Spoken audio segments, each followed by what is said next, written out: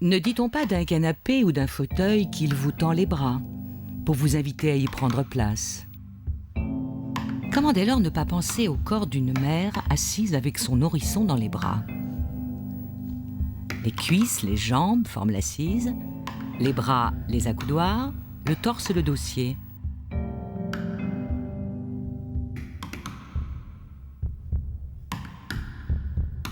Le canapé accueille en son giron. Tout le corps s'y abandonne.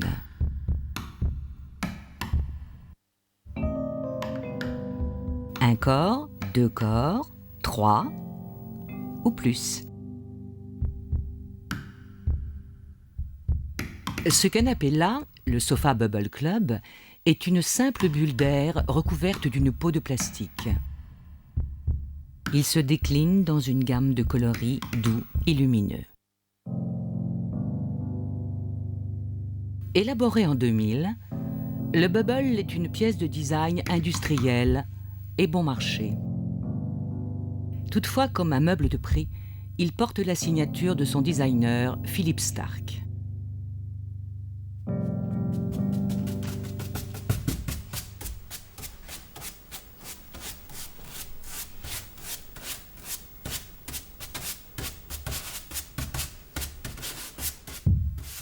On séjourne très peu de temps sur un canapé, mais c'est un temps choisi. C'est un meuble pour la détente et la convivialité. Mais c'est un temps choisi. Le canapé symbolise le chez-soi et renvoie à un type de famille. Le canapé du salon est une pièce importante en taille et en fonction.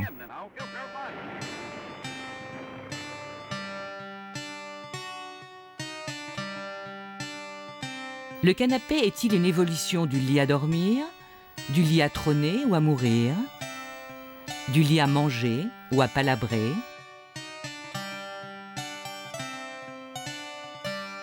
ou du lit à aimer? Lit, canapé ou sofa? Sofa, un mot venu de l'Orient pour désigner le lit, c'est-à-dire une estrade avec coussin.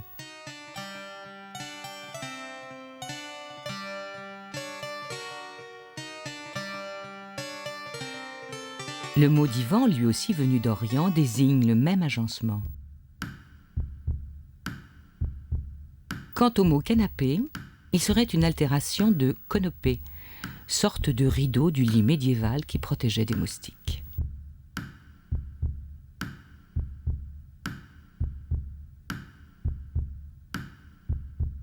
Le canapé, le meuble, cette banquette équipée d'un dossier et d'accotoir, serait apparu sous le nom de lit de repos au début du XVIIe sous Louis XIV.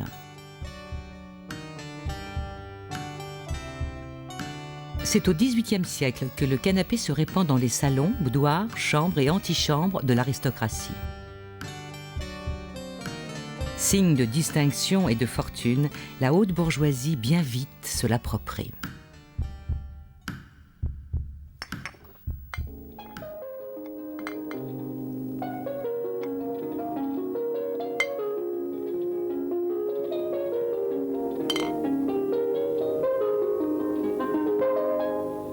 Quel arôme exquis! Tu te souviens, nous en buvions déjà en 1812.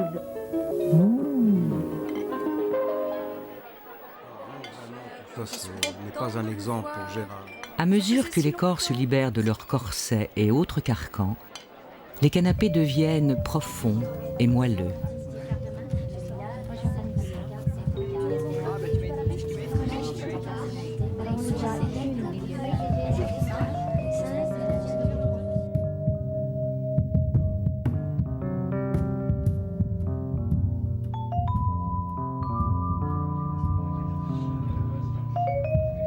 Le canapé implique la conversation bourgeoise. La conversation, c'est-à-dire c'est le salon, choses comme ça. Moi, personnellement, j'ai horreur des canapés. J'ai jamais pu en avoir un. Je ne sais pas quoi dire devant un canapé. Moi, je passe de fauteuil pour manger dans la cuisine à mon lit. Entre les deux, je ne suis jamais passé par la case bourgeoise du canapé. Mais reste que, il y a quand même beaucoup de gens qui pratiquent encore ce sport.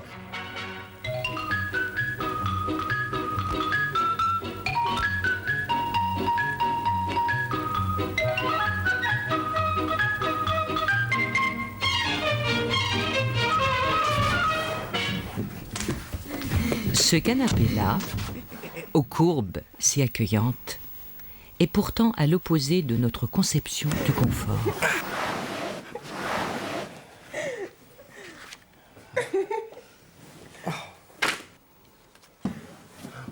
Rigide, il ne permet pas de s'avachir dedans.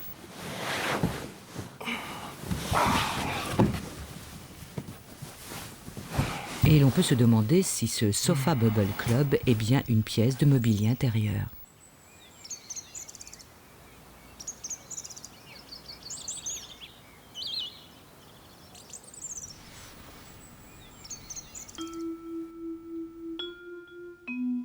Je me suis dit, puisque là, on invente, on va prendre une icône. C'est-à-dire, on va prendre ma stratégie de l'objet qui existe déjà à l'intérieur de la tête, c'est-à-dire les lieux communs. Et je me suis dit, si on prend une icône aussi évidente et qu'on l'exécute dans une matière complètement nouvelle, un procédé complètement nouveau, là, on aura réellement un produit nouveau.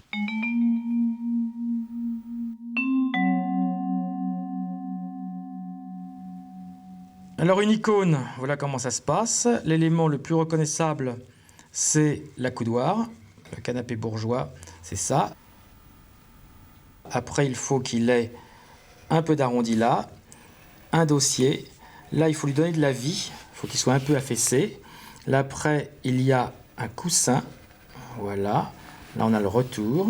Là, on a un pied qui n'a pas beaucoup d'importance, donc on va un peu le traiter par le mépris. Là, un autre pied. Hop. Là, là, ça fait comme ça. Là, hop. Et on revient sur le coussin. Voilà. Hop. Là encore, l'arrondi. L'arrondi. Là. Un petit peu d'épaisseur pour le dossier, pas trop pour pas trop alourdir. Voilà. Là. Là. Là. Là. Voilà, là on a une icône de canapé club. Le Sofa Bubble Club a tout du club. On y perçoit nettement son assemblage, non de pièces mais de forme. Le dossier, les accoudoirs en gants de boxe, le coussin d'assise. Il a encore les dimensions d'un canapé club classique.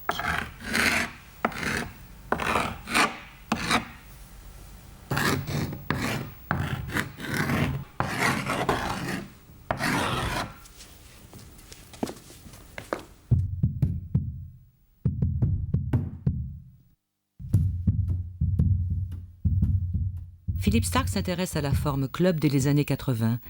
C'est avec le Richard III qu'il lui donne sa première interprétation. C'est un club à double sens. Une face cossue nous tend les bras, quand le profil, vide de tout rembourrage, dévoile sa structure et dialogue avec l'espace. C'est un siège en aluminium recouvert de cuir et évidé à la manière du San Luca, dessiné par les frères Castiglioni en 1961.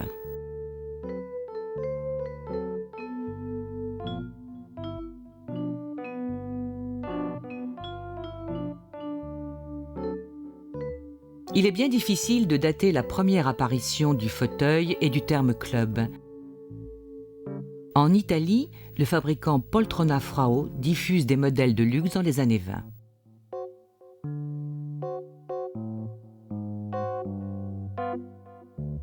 En France, le décorateur Jacques Ruhlmann donne ses lettres de noblesse à ce large et profond fauteuil de cuir de style art déco, nommé éléphant.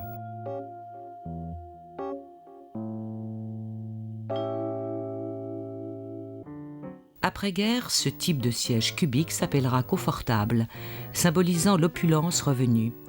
Rebaptisé club par les marchands dans les années 60, il se vendra par milliers.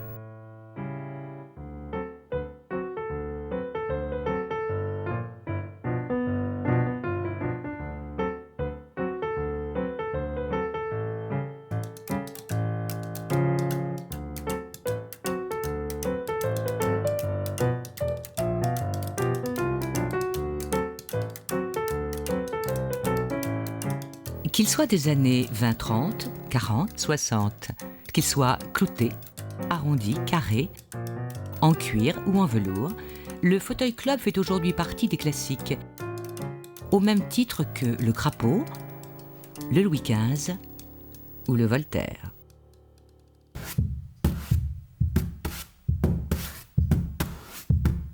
Autrefois, afin d'atteindre à l'excellence, se succédaient les artisans, tanneurs, tapissiers, menuisiers.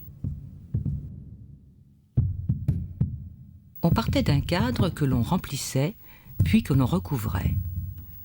L'on maniait les ressorts d'acier, les sangles de toile, le crin, les clous, le bois, le cuir, la tapisserie, le velours ou le sky.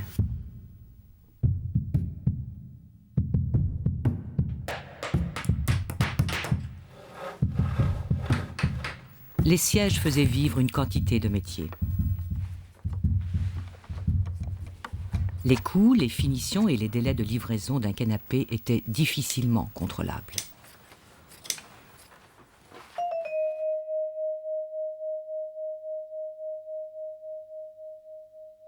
L'histoire du Bubble Club.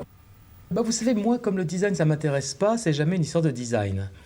Donc, en fait, je cherchais un moyen pour aller à l'île aux oiseaux, qui est au milieu du bassin d'Arcachon, à marée basse, parce qu'il y a très peu d'eau. Et j'ai aucun bateau qui pouvait y aller. Donc, finalement, je me suis tourné vers le kayak. Et je me dis, c'est vachement bien quand même ce kayak. C'est indestructible, c'est léger, c'est confortable, il y a une petite souplesse, et ça coûte rien. C'est comme ça. Et je regarde le kayak et je fais, mais ça fait 2 mètres, 2 mètres 10 de long. Et je fais un canapé, c'est 1m80, 2 mètres, 2 mètres 10 de long. Et je me dis, mais attends, c'est peut-être le moyen formidable pour continuer le design démocratique et pour baisser le prix d'un objet. Parce que là, on le sort en une pièce, il est fini. Et si un kayak peut rester dehors en mer, visiblement, ça peut quand même rester sur une terrasse ou dans un jardin ou n'importe où. Il faut comprendre que le kayak, c'est pas le kayak qui m'a donné l'idée, c'est le procédé qui s'appelle le rotomoulage.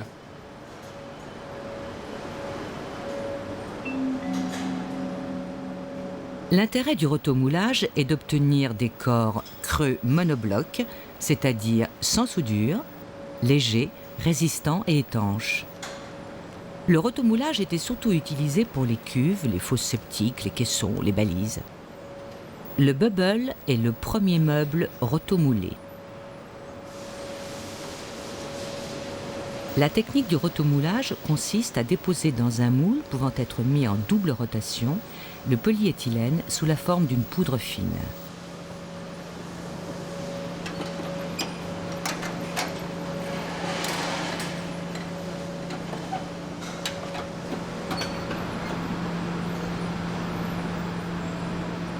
La poudre se répartit par gravité sur toute la surface du moule. Elle gélifie dans un four à 240 degrés. Le gel tapisse le moule par couches successives. Mis à refroidir, le gel fige et forme une peau rigide. 30 kg de poudre de polyéthylène déposée dans le moule. Le temps de chauffage n'excède guère 20 minutes. Le temps de refroidissement, 10 minutes. Il ne faut qu'1h30 pour produire un club de Stark, quand il faut plus d'une journée pour fabriquer un club classique en cuir.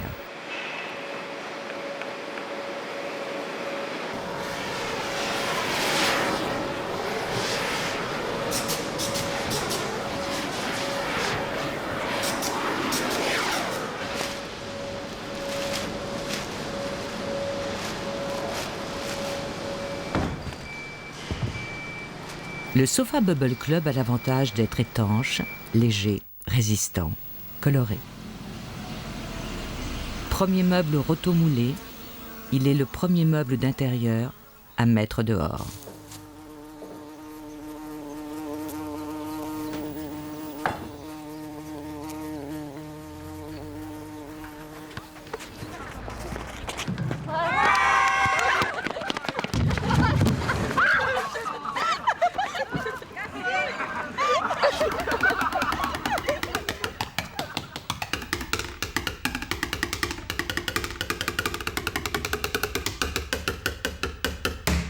C'est du toc, c'est du plastique.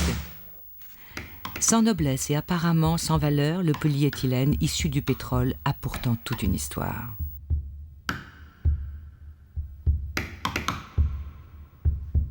Songeons seulement qu'il a fallu des millénaires de lente transformation des résidus organiques en pétrole.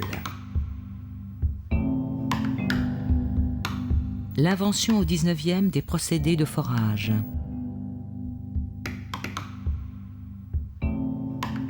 Puis les machines du XXe siècle. Longue et complexe, la production du polyéthylène prend naissance à la raffinerie.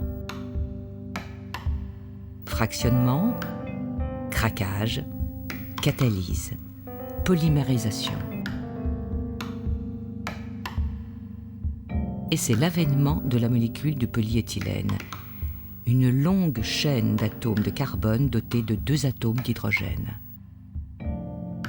C'est sous cette forme linéaire que le polyéthylène est le plus solide.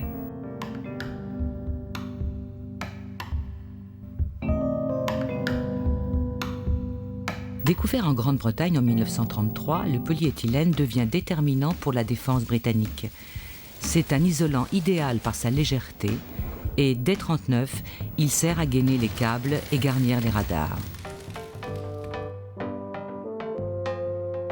En 1942, aux États-Unis, M. Tupper s'empare de ce matériau exceptionnel. Léger, souple, résistant au choc, à l'eau, aux UV, à la chaleur et au froid, le polyéthylène est encore sans odeur et chimiquement neutre. Il est exceptionnellement facile à mouler. Et il permet de conserver les aliments.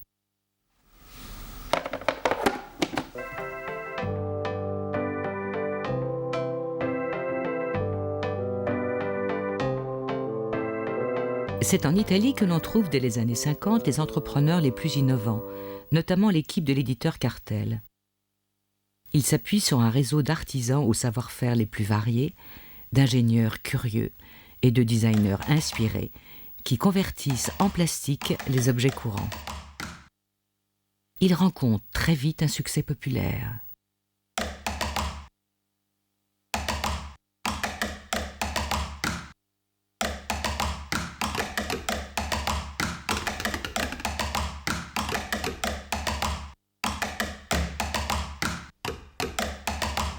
Seaux, boîtes, barquettes, bassines, bouteilles, flacons, sacs, sacs congélation, sacs poubelle, jouets, couches culottes, canapés, casques, boucliers, gilets pare-balles. Le polyéthylène, notre plastique numéro 1, a conquis la planète sous les formes les plus diverses. En Europe de l'Ouest, il s'en consomme 25 kg par an et par personne. Aux États-Unis, 40 kg par personne, quand la moyenne mondiale est de 6 kg par personne.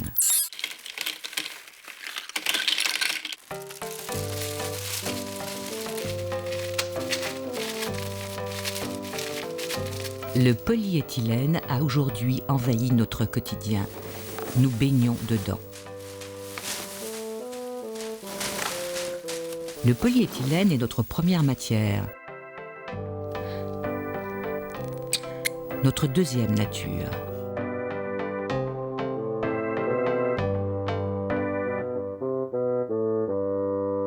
Le polyéthylène, bon, c'est une matière intéressante. C'est une matière intéressante et dangereuse, dans la mesure où elle est quasi indestructible. Ce qui donne un énorme avantage, parce que vous allez acheter un canapé Bubble qui ne coûte 3 fois rien et qui est assez volumineux. Et par le fait qu'on l'a payé pas cher, on peut aussi avoir envie de le jeter. Et là, c'est embêtant parce que le polyéthylène est indestructible, c'est-à-dire sa qualité se retourne contre nous. Donc il est fondamental de faire un objet aux lignes extrêmement calmes pour que culturellement il dure le plus longtemps possible, c'est-à-dire pas un objet à la mode. Et donc il fallait assurer la longévité afin de déjà en amont réduire un petit peu les risques de pollution future. Réduire les risques de pollution, réduire le prix des objets courants, tels sont les soucis du designer d'aujourd'hui.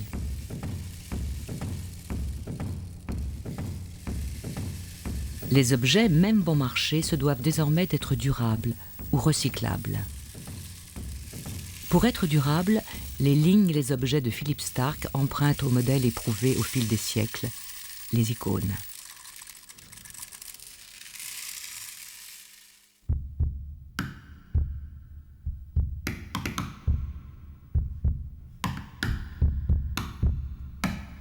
L'ère du plastique jetable est désormais révolue.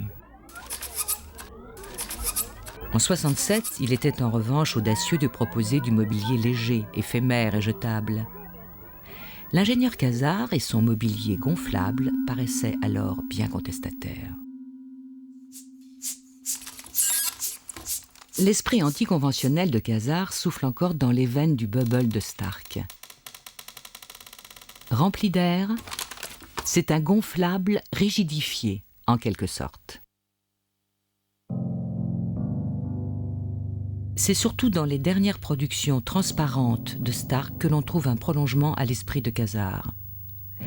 Elles ne sont presque rien, aime à dire Philippe Starck, ni en style, ni en prix, ni en poids, ni en volume. Elles tendent à disparaître.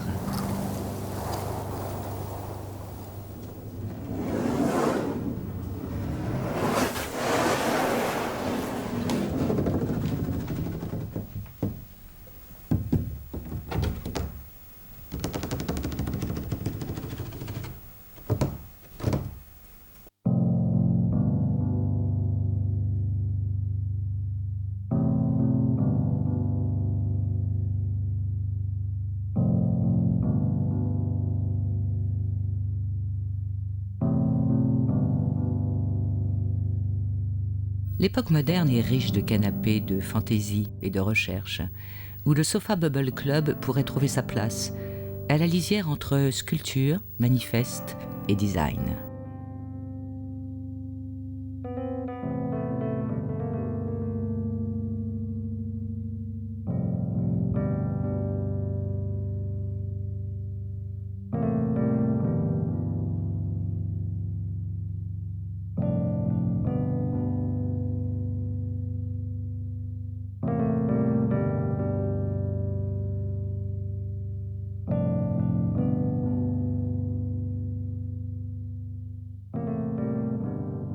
Les canapés d'art contemporain sont autant des meubles que des discours.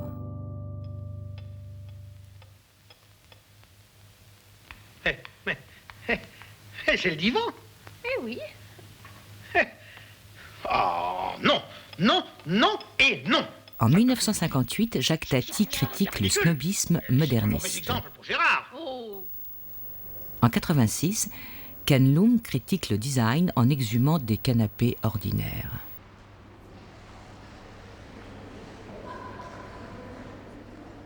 En 1992, l'artiste autrichien Franz West fait passer le divan de l'espace intime à l'espace public.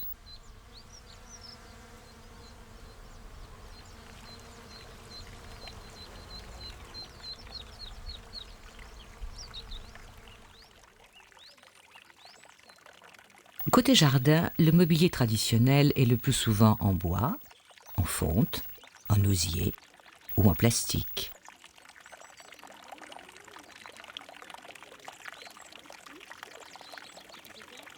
Le Sofa Bubble Club pourrait bien renouveler le style jardin.